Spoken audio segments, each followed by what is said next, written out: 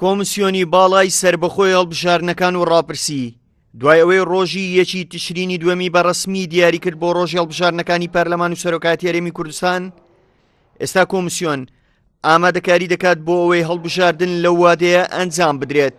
وتەبێژی کۆمسیۆن دەڵێت دەستکراوە بەکارکردن و حکوومەتیش 2 ملیار دیناری خستۆتە سەر حسابی کۆمسیۆن. ئێمە پێشتر داوای بڕی 37 ملیار دینارمان کرد.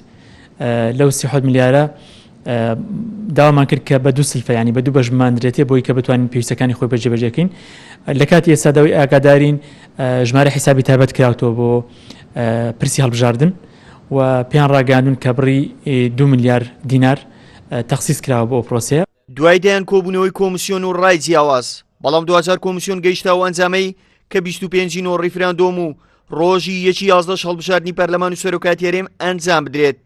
یەکێتی نیشتیمانی کوردستان پێشوازی لە وادەیە دەکات کە بۆ هەڵبژاردنەکان دیاری کراوە. پێویستە هەڵبژاردن لە کاتی خۆیدا ئەنجام بدرێت بە تاخیرکردن و بە نەکردن و بە دوورکەوتنەوە و بە پێشێلکردنی یاسا و بە دەست نەکردنی دەسەڵات لە کوردستاندا ڕوێکی ناشرین پیشانی جیهان دەدەین.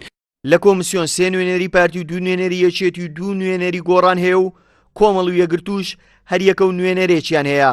ئەندامێکی جڤاتی بسوودنەوەی گۆڕان ئاشکرای دەکات کە ئەندامەکانیەوان لە کۆمسیۆن دەنجیان داوە هەڵبژاردن لە 11 ئەنجام بدرێت. ئەمە بۆ هەڵبژاردنەکانی پەرلەمانی کوردستان و سەرۆکی هەرێم دەنگمان بۆ داوە.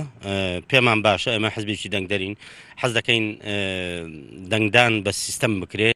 کۆمسیۆنی باڵای هەڵبژاردنەکان کە ئەوەی یەکەم تەجربەی کارکردنیەتی، بەڵام لێپرساوانی کۆمسیۆن ڕای دەگەێنن لە نزیکترین کاتدا هەموو پێداویستەکانی هەڵبژاردن دابین دەکرێ و دەست بە ئامادەکاریەکان بۆ پرۆسەی ڕاپرسی و هەڵبژاردن دەکەن.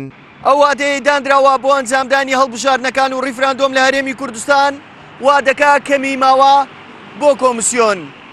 هەم حزبەکان هەم کۆمسیۆنی باڵای هەڵبژاردنەکان ئەوە باش دەزانن ئەنجامدانی هەڵبژاردنەکانی پەرلەمان و سەرۆکاتی هەرێم و ڕیفراندۆم لە وادەیە ئێجگار ئەسلەم دەبێت.